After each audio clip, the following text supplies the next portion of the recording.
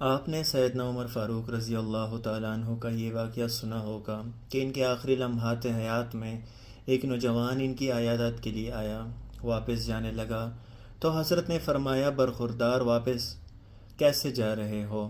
تمہاری چادر ٹخنوں سے نیچے ہے، اور یہ حضور پاک صلی اللہ علیہ وآلہ وسلم کی سنت کے خلاف ہے۔ ان کے صاحبزادے سیدنا عبداللہ بن عمر رضی اللہ تعالیٰ عنہ کو حضور پاک صلی اللہ علیہ وآلہ وسلم کی سیرت طیبہ کے اپنانے کا اس قدر شوق تھا کہ جب حج پر تشریف لے جاتے تو جہاں حضور پاک صلی اللہ علیہ وآلہ وسلم نے اپنے سفر حج میں پڑاؤ کیا تھا وہاں اترتے، جس درخت کے نیچے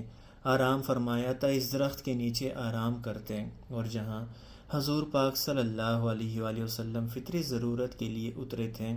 خواہ تقاضا نہ ہوتا تب بھی وہاں اترتے، اور جس طرح حضور پاک صلی اللہ علیہ وآلہ وسلم بیٹھے تھے اس کی نقل اتارتے رضی اللہ عنہم۔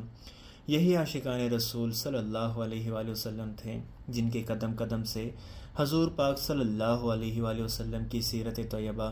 صرف اوراق کتب کی زینت نہیں بلکہ جیتی جاگتی زندگی میں جلوہ گر ہوئی، اور اس کے ہوئے امبرین نے مشام عالم کو معطر کیا۔ صحابہ کرام رضی اللہ عنہم اور تابعین اعظام رحمت اللہ علیہ بہت سے ایسے ممالک میں پہنچے جن کی زبان نہیں جانتے تھے، نہ وہ ان کی لغت سے آشنا تھے، مگر ان کی شکل و صورت، اخلاق و کردار اور اعمال و معاملات کو دیکھ کر علاقوں کے علاقے اسلام کے حلقہ بگوش اور جمال محمدی صلی اللہ علیہ وآلہ وسلم کے غلام بے دام بن گئے۔ یہ سیرت نبوی صلی اللہ علیہ وآلہ وسلم کی کشش تھی جس کا پیغام ہر مسلمان اپنے عمل سے دیتا تھا رضی اللہ عنہم۔ اللہ اکبر۔